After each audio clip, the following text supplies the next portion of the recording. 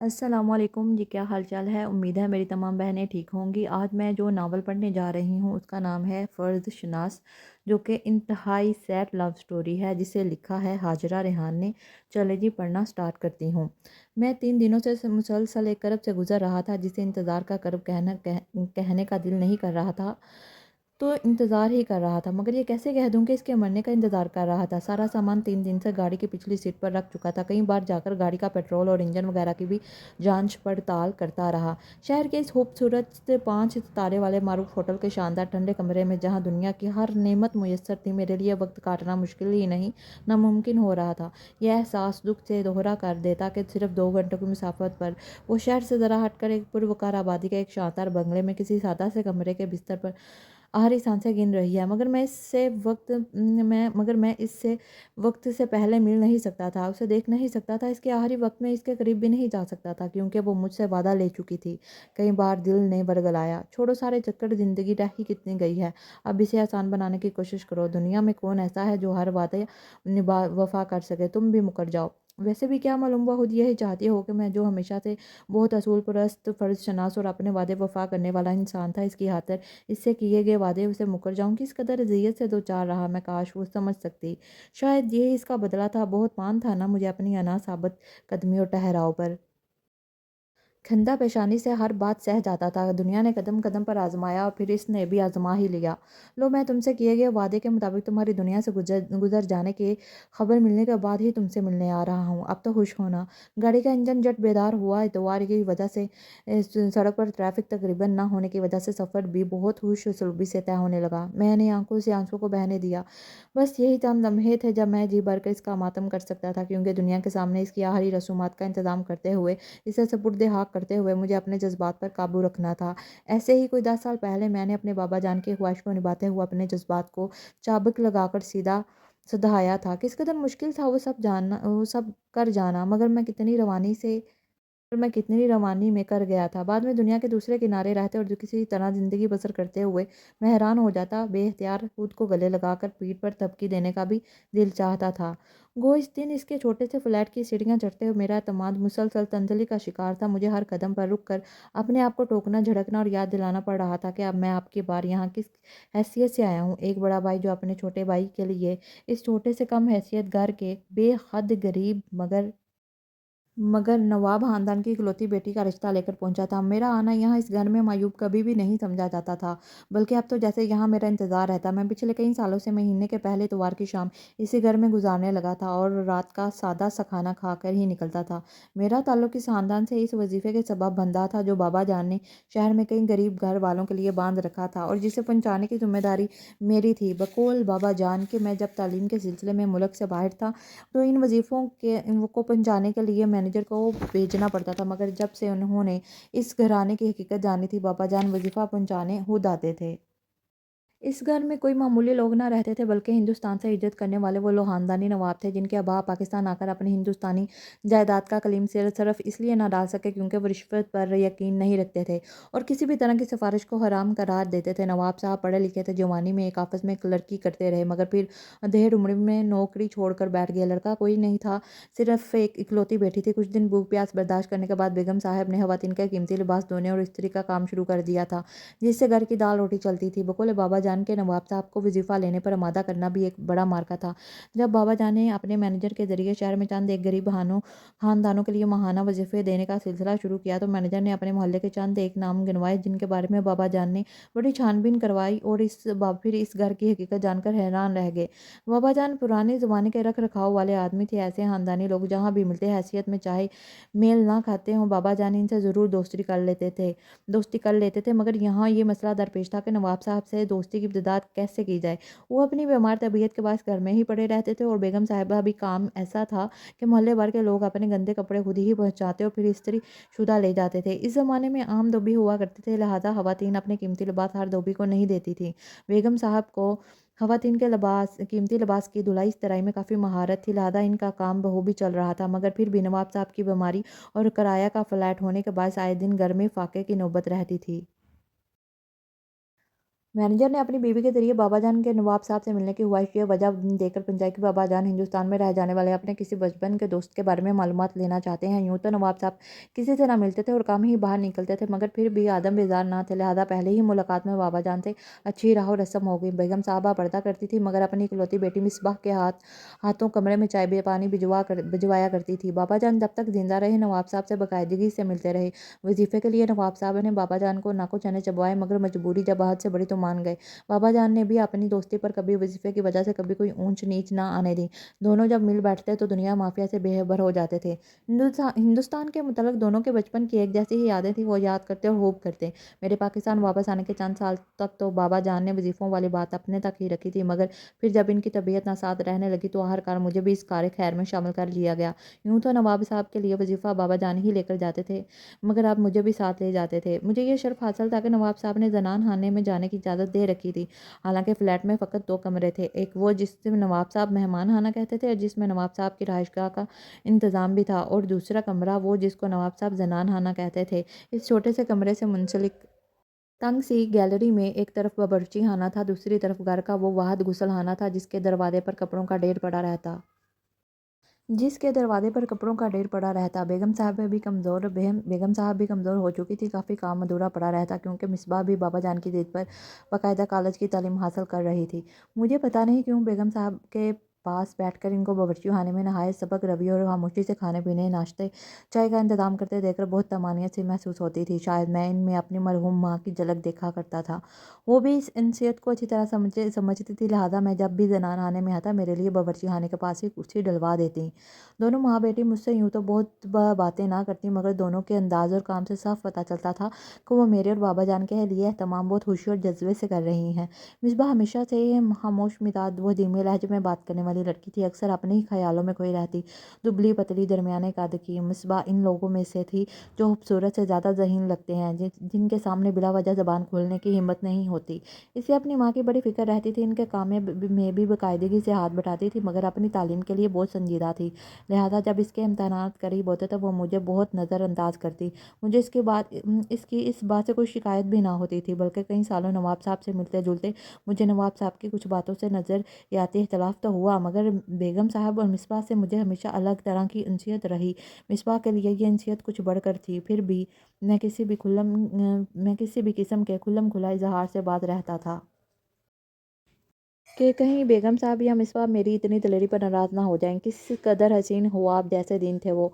मैं किस कदर पुरसुकून और आने वाली ज़िंदगी के लिए कितना पुरजोश हुआ करता था। मैंने लंबी सांस खींचकर सोचा, फिर वही हुआ कि वक्त अपनी चाल चल गया। नवाब साहब का इंतकाल हुआ तो बाबा जान को भी रोग लग गया। अब तक मुझे मालूम नहीं बाबा जान के लिए नवाब साहब की दोस्ती इस कदर ज़रूरी थी। बाबा जान अब खुद नहीं जाते थे, वजीफ़ा पहुँचाने के लिए मुझे जाना होता था, मगर अब भी मुझे हदायत थी कि जनान खाने में जाने से गुरेज करूँ और जैसे नवाब साहब मेहमान खाने में रहते थे अपनी हदूद वहीं तक कर लूँ। शुरू में तो बेगम साहब ने भी एहतियात बरती, मुलाकात को चाय पानी तक ही महदूद रखती, मगर फिर भी आहिस्ता आहिस्ता जब वो काफ़ी बीमार रहने लगी और मुकम्मल तौर पर वजीफे पर इन्हिसार करने लगी, तो मेरी मुलाकात शाम की चाय से लेकर रात के खाने तक फैल गई। मिसबा ने अच्छे नंबरों से ग्रेजुएशन कर लिया था और प्राइवेट मास्टर कर रही थी। बेगम साहब अब ढके छुपे लफ्ज़ों में मिसबा के लिए अपनी परेशानी का इजहार करती रहती थी। सच बात है वो मुझ पर बहुत एतमाद करती थी, मुझसे बहुत उनसियत रखती थी, और मुझे पूरा यकीन था कि जब मैं पापा जान से मिसबा के बारे में बात करूँगा वो फ़ौरन मान जाएँगे, और मैं यही करने जा रहा था इस दिन और इस वक्त, मगर मेरे बाबा जान ने मेरे हाथ से मेरी तकदीर छीन ली। मैं चाहता हूँ बेटा मेरे ख़ानदान का सिलसिला नवाब साहब मरहूम के ख़ानदान से जुड़ जाए। बाबा जान ने जब ये कहा तो मुझ पर जैसे सोग तारी हो गया। वो फिर गोया आए। बहुत ही भले इंसान थे मरहूम, और फिर ख़ानदानी जिनके ख़ानदानी होने पर मुझे मुकम्मल भरोसा है। और अब यहाँ जबकि हर कोई अपनी ज़ात बदल कर बैठा है, मैं ऐसे ख़ानदान को जानते बूझते नज़रअंदाज कैसे कर सकता हूँ? तुम समझ रहे हो ना मेरी बात? बाबा जान ने मुझे गुमसुम देख कर पूछा। मैं सिर्फ सर हिलाकर रह गया। काश मैं इनकी ज़िंदगी में ये बात कर लेता। बहुत अफसोस होता है। वो दिल में मिसबाह के लिए न जाने किससे खौफ व तरद्दुद लेकर चले गए हैं। मेरी हालत से बेखबर वो अपनी ही धुन में बोलते चले जा रहे थे। तुमको आपके बार पैगाम लेकर जाना है। बहुत समझदारी के साथ मुझे तुम पर भरोसा है। देखो बेगम साहब तुम पर बहुत एतमाद करती हैं। इनके मान को ठेस ना पहुंचे और पैगाम का जवाब भी हाँ में ही मिलना चाहिए। समझ गए ना? बाबा जान ने अपनी कही और मुझे सकते में छोड़ गए। किस्मत ने बहुत बड़े इम्तिहान में डाल दिया था। बेगम साहब तो मेरा पैगाम सुनकर गंग ही होकर रह गई थी। बड़ी मुश्किलों से बोली भी तो हकलाएं। चंद एक मड़े मड़े तड़े अल्फाज ही मुंह से निकाल सकी, मगर बेटा मगर बेटा मिसबा तो मतलब मैं बेगम साहबा की बात समझकर भी अनजान बन गया और गोया हुआ। असल में बाबा जान की ख्वाहिश तो यही थी कि नवाब साहब मरहूम से भी ज़्यादा लेते और इस बात का इनका बेहद अफसोस है। मगर अब क्योंकि शहजाद की तालीम मुकम्मल हो गई है और वो चंद दिनों में वापस आ रहा है तो बाबा जान चाहते हैं कि फ़ौरन ही इसका रिहायर को अंजाम दे लें। मैंने एक बहुत ही फ़र्जशनास इंसान का किरदार अदा करने में कोई कसर नहीं उठा रखी थी। बाबा जान ने मेरे में एक काम किया था और मैं जान देकर भी इनका काम पाया तकमील तक पहुंचाऊंगा। कई दिनों तक मुझे बेगम साहबा के यहाँ अपने बात मनवाने के लिए चक्कर लगाने पड़े। मिसबा ने साफ इनकार कर दिया था। मैं यूं तो बेगम साहब के सामने हैरानी का इजहार करता मगर दिल ही दिल में मिसबा के इनकार से मेरी अना को बड़ी तकलीफ मिलती। मगर फिर मेरा एहसास फ़र्ज़ मुझे मेरे काम याद दिलाता और हर कार बेगम साहब को मानना ही पड़ा। इनके पास इनकार की कोई वजह अगर थी तो वो मेरी रजामंदी थी, जबकि मैं खुलकर इजहार तो जा मिसबा के सामने जाने से ही उतराने लगा था। वैसे भी मैंने मिसबा या बेगम साहब से इस सिलसिले में किसी भी किस्म का वादा या इरादे का वादे का खुले लफ्ज़ों इजहार किया भी नहीं था। मैं नहीं मालूम मिसबा को बेगम साहबा ने कैसे मनाया, शायद अपनी नासाज तबीयत, गुर्बत या फिर इनके बाद मिसबा का दुनिया में अकेले रह जाने से डराया होगा। बहरहाल बाबा जान की ख्वाहिश के मुताबिक शहजाद के पाकिस्तान आते ही शादी की तैयारियां शुरू हो गई थी और इन दिनों मेरा दिल पाकिस्तान से अचाट हो गया। बाबा जान मेरी ख्वाहिश सुनकर हैरान रह गए। मैं बड़ी मुश्किलों से पढ़ने के लिए बरतानिया सुधारा था कि मैं बाबा जान और पाकिस्तान के इश्क में डूबा हुआ था और मैं अब खुद ही दोनों को छोड़कर चाहने की बात कर रहा था। मगर बहरहाल बाबा जान बहुत शफीक बाप थे। उन्होंने मुझे खुशी से ना सही मगर मेहरबानी से तो जाने की इजाज़त दे ही दी। शहजाद की शादी का सारा इंतजाम मैंने ही संभाला था। बेगम साहब बाबा जान ने शादी के सिलसिले में घर से मुंसलिक टैक्सी में शिफ्ट होने की पेशकश की थी, मगर बेगम साहब खानदानी वक़ार को बरकरार रखते हुए अपने छोटे से फ्लैट में ही जमी रही थीं। शादी के बाद घर की रौनक में इजाफा हो गया था। शहजाद काफ़ी खलंडरा हंसमुख इंसान था। इसके आने से वैसे भी घर भर जैसे जाग जाया करता था। मैं सुबह होते ही ऑफिस के लिए घर से निकल जाता और ऑफिस के बाद कभी तो सड़कें नापता और कभी बेगम साहब के पास चला जाता। वो भी चुप हो गई थी। मैं चाहता था वो मुझसे शिकायत करें, मुझे बुरा भला कहे, मगर वो वैसे ही सबक रफ्तारी और खामोशी से बावर्ची खाने में मेरे लिए एहतमाम करती रहती। आखिरकार मैंने इनको भी अपने बाहर जाने का बताया तो वो सुनकर मुस्कुरा दी। मुझे मुझे खुशी हुई इस फैसले से। मुझे यही बेहतर लगता है। तुम्हारा अब एक ही छत के नीचे होना बिल्कुल मुनासिब बात नहीं और एक ही शहर में रहते हुए अलग कर लेना भी मुनासिब नहीं लगता। ये तो खुद बखुद सब की तवज्जो अपनी तरफ करवाना हो जाएगा। बेगम साहब ने बहुत नपे तले अंदाज में मेरी तायद की, मगर फिर एक दुख की लहर इनकी आंखों में लहरा कर गायब हो गई। मैं लंदन आ गया। यहाँ की धुंध भरी शाम, सूरज से मुबरा दिन, रातों की खनकी में मैं अपना काम गलत करने की कोशिश में लग गया। बाबा जान बहू से बहुत खुश थे। जब भी फ़ोन पर बात होती तो बहुत तारीफ़ करते और फैसले पर नाज करते, मगर शहजाद मिसबा के बारे में भूले से भी कोई बात ना करता। मुझे हैरत होती थी मियाँ बीवी की बातों में अपने साथी के बारे में आम बातचीत के दौरान कोई ना कोई तज़किरा तो हो ही जाता है। फिर एक दिन वो बोला, पता नहीं भाई अजीब सी है, बहुत खामोश रहती है। पिछले बाग में नवा इकसाम के पौधों की क्यारियाँ बनवा ली हैं, जब फुर्सत मिलती है वहीं चली जाती है। आदम बेजार भी है, चलें खैर जो किस्मत। मैं समझ गया शहजाद को इसकी तरह खलंडरी हर वक्त शोर हंगामा मचाती बीवी चाहिए थी जो इसके शाना बशाना दुनिया जहाँ में घूमती रहे। फिर भी सिर्फ एक इस वजह से इसे ये हक बिल्कुल नहीं था कि वो मिसबा के साथ वो करता जो इसने किया। गुल मटोल से भतीजे शहरयार की आमद पर मुझसे रहा ना गया। मैं 3 साल बाद पाकिस्तान वापस गया और बाबा जान के बेहद इसरार के बावजूद एक ही हफ्ते में वापस आ गया। मगर इस एक हफ्ते में ही मुझे मिसबा की हालत अच्छी ना लगी और शहजाद की ये गलती कि वो मिसबा की सेहत से बिल्कुल भी अनजान बना बैठा था। मैंने पहले ही नज़र में मिसबा को बीमार महसूस कर लिया था तो शहजाद तो फिर शोहर था। मगर मैं दबे लफ्ज़ों में बाबा जान से ही अपनी परेशानी ज़ाहिर कर सका। बाबा जान भी मेरी हाँ में हाँ मिलाते रहे और मुझे मुतमिन भी करते रहे कि वह मिसबा की सेहत के मुतल्लिक़ बाकायदा डॉक्टरों से बातचीत करेंगे, मगर इनकी अपनी ज़िंदगी ने इनका साथ ना दिया। मैं वापस आया ही था कि चंद महीनों बाद ही बाबा जान गुजर गए। अब की बार पाकिस्तान गया तो शहजाद का रंग ही बदला हुआ था। वो शायद अब तक बाबा जान के खौफ की वजह से अपनी नापसंदीदगी का इजहार न कर पाया था। अब क्योंकि इसे कोई रोक टोक ना थी वो मिसबा के मुतल्लिक़ बेहद बदलिहाज हुआ जा रहा था। मैंने बेगम साहिबा से बात करनी चाही, मगर उन्होंने भी वही कहा जो अभी तक कहती आई थी कि मियाँ बीवी के मामले में हमें खामोशी ही जेब देती है। फिर भी मैंने इनको यहाँ तक तो बावर करवा ही लिया कि अब क्योंकि घर में कोई बड़ा नहीं, इनका शहरयार और मिसबा की खातिर इस घर में रहने का बंदोबस्त होना चाहिए। मैं इनके लिए घर में मिसबा के करीब ही कमरे का इंतजाम करके इनको बाकायदा अपने सामने घर में शिफ्ट करवा के ही वापस आया। मैं अपने तय यही सोच कर आया था कि शहजाद के तो तेवर अच्छे नहीं, लिहाजा بیگم صاحب جہاں کوئی گڑبڑ محسوس کریں گی مجھے اطلاع ضرور کریں گی، مگر وہ بھی اپنے خاندانی رکھ رکھاؤ میں کبھی بھی میاں بیوی کے اندرونی معاملات کے بارے میں مجھ سے بات نہ کرتی تھی۔ میں نے سب اللہ کے حوالے کر دیا اور ہر دم دونوں کے لیے سچے دل سے دعائیں کرتا رہتا۔ 5 سال کا عرصہ گزرا، شہریار اب باتیں کرنے لگا، خود سے مجھے فون کرنے لگا تھا۔ مجھے بڑے ابو کہتا اور بہت ہی پیاری دل لبانے والی باتیں کرتا ہے۔ اس کی باتوں میں نانی اور ماں کے لیے کافی مواد ہوتا، مگر میں جب بھی اس سے باپ کے بارے میں پوچھتا وہ بس ہوں ہاں کر کے جواب دیتا۔ ایک دن میرے پاس شہریار کے بجائے بیگم صاحب کا فون آ گیا۔ ان 5 سالوں میں بیگم صاحب پہلی بار مجھ سے بات کر رہی تھی۔ مصباح کی طبیعت ٹھیک نہیں ہے، انہوں نے چھوٹتے ہی بتایا۔ شہزاد کہاں ہے؟ میں نے تھوڑی دیر سوچ بچار کے بعد پوچھا، حالانکہ میں جانتا تھا کہ شہزاد 3 سال سے مسلسل کینیڈا میں تھا، مگر ابھی تک میں یہی سمجھ رہا تھا کہ وہ شہریار سے ملنے تو پاکستان جاتا ہی ہوگا۔ وہ تو 3 سال ہوئے مسلسل کینیڈا میں ہی رہائش پذیر ہے، میں نے پہلے ہی سے بتایا تھا، مگر اس نے مدد کر لی۔ ایک دل تو ہوا کہ بیگم صاحب کو کھری کھری سنا دوں کہ اتنے دنوں سے اس بات کو چھپانے کی کیا ضرورت تھی، اور اب بتا کر کیوں میرا سکون برباد کر رہی ہیں۔ پھر مصباح کا خیال آیا اور میرا سارا غصہ جاگ کی طرح بیٹھ گیا۔ پتہ نہیں اسے کیا ہو گیا ہے، آخر بیگم صاحب نے مجھے فون کیا تو یقیناً کوئی بڑی بات ہی ہے۔ میں جلد از جلد آنے کی کرتا ہوں، آپ فکر مند نہ ہوں۔ میں نے لہجے کو بدلے بغیر کہا، تمہیں بتا کر بلانا مقصود نہیں ہے، میں سب سنبھال رہی ہوں، کینسر کی آخری سٹیج ہے۔ بس مصباح تم سے فون پر ہی کچھ باتیں کرنا چاہتی ہے، کہا کہ پہلے تم سے اجازت لے لوں، آیا تم اس سے بات کرنا چاہو یا نہیں؟ میرا دل دک سے رہ گیا، پتہ بھی نہیں چلا، اور میں مصباح کے لیے اس قدر اجنبی ہو گیا، شاید میں نے ہی اس کو ایسا رخ دیا تھا۔ میرے اقرار پر بیگم صاحب نے شہریار سے بات کروائی، جو اپنے محسوس پیارے انداز میں باتیں کرتا رہا، مگر اس کے لہجے کا سہما پن مجھ سے چھپ نہیں سکا تھا۔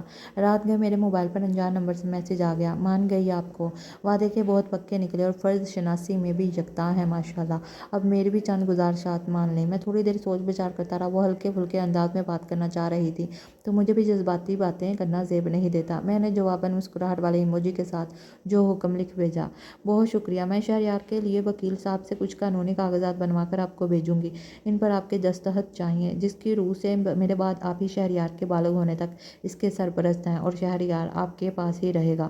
کاغذات آپ کو اپنی پاکستان ایمبیسی سے رجسٹر کروا کر واپس بھیجنا ہوں گے، اور جتنی جلدی ہو سکے کیونکہ میرے پاس وقت بہت کم ہے۔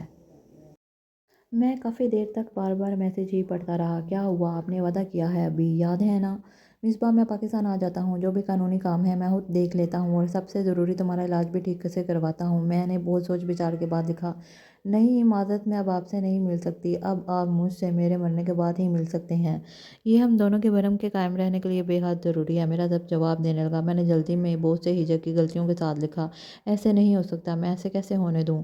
وہ اس وقت بھی بہت سکون و تحمل سے درست عملے کے ساتھ جواب دے رہی تھی، اب سے میری ہر بات ماننے کا وعدہ کر چکے ہیں شہزاد۔ میں اور وہ بھی لکھنا چاہتا تھا، مگر شہزاد لکھتے ہی غلطی سے میری انگلی کسی بٹن پر لگی اور میسج اس کو چلا گیا۔ ان کو اپنی زندگی جی لینے دیں، اس معاملے میں وہ خود بھی شامل ہونا نہیں چاہتے۔ میں بالکل بے دم ہو چکا تھا، سمجھ میں نہیں آ رہا تھا کہ میں کیا کروں، کیا کہوں۔ میں تمہارا مجرم ہوں، مجھے معاف کر دو مصباح۔ نہیں، مجرم تو میں آپ کی ہوں، میری وجہ سے آپ کو اپنا شفیق، باپ، گھر، یہاں تک کہ ملک سب کچھ چھوڑنا پڑا۔ سچ بتاؤں، شادی کے شروع سال تو میں نے آپ سے جم کر نفرت کی، مگر پھر بابا جان نے ہی مجھے بتایا کہ میری مرحوم ساس صاحبہ کو اولاد نہیں ہو رہی تھی، تو ایک برگزیدہ بزرگ نے ان سے کہا کہ کسی یتیم بچے کو گود لے لیں، لہذا آپ کو لایا گیا، اور 2 سال میں ہی ساس صاحبہ کو شہزاد کی خوشخبری مل گئی۔ واقعی بابا جان بہت عظیم انسان ہیں، جنہوں نے آپ میں اور شہزاد میں کبھی کوئی سوتیلے سگے کی تفریق نہیں کی۔ پھر مجھے اندازہ ہوا کہ جب بابا جان نے آپ سے اپنے خاندان کی نسل ہمارے خاندان سے شروع کرنے کی خواہش ظاہر کی، تو کیوں آپ خود کو پیچھے کر کے شہزاد کو آگے کر گئے۔ میں آپ کی مجرم ہوں، ہو سکے تو مجھے معاف کر دیجیے گا۔ میں کچھ بھی نہ لکھ سکا، میری آنکھوں سے آنسوؤں کا سیلاب امڈ آیا۔ وہ دکھ جو اب تک صرف میرا تھا، نہ چاہتے ہوئے بھی مجھے جتائے بغیر مصباح اس میں شامل ہو گئی تھی۔ بس اب آخری بات، شہریار کی تربیت آپ کے ہاتھ میں ہے، میں چاہتی ہوں وہ بالکل آپ سا ہو، ہر لحاظ سے آپ جیسا۔ بس گزارش ہے کہ اپنی طرح فرض شناسی، وفادار اور بہادر انسان ضرور بنائیے گا، مگر اسے تھوڑی بہت چالاکی، خود غرضی اور وعدہ خلافی بھی سکھا دیجیے گا۔ میں اب باقاعدہ ہچکیوں کے ساتھ رو رہا تھا۔ یہ اچھی بات تھی کہ اس وقت تنہا تھا، اب بات کرنے کو رہ ہی کیا گیا تھا، مگر اس کو مسلسل آن لائن دیکھ کر یہ بھی اندازہ ہو رہا تھا کہ وہ میرے جواب کے انتظار میں ہے۔ میں نے کافی دیر کے بعد ہمت جمع کر کے جواب لکھا، کوشش کروں گا۔ سرعت سے میرا جواب پڑھا گیا اور پھر دوسرے ہی لمحے وہ آف لائن ہو گئی۔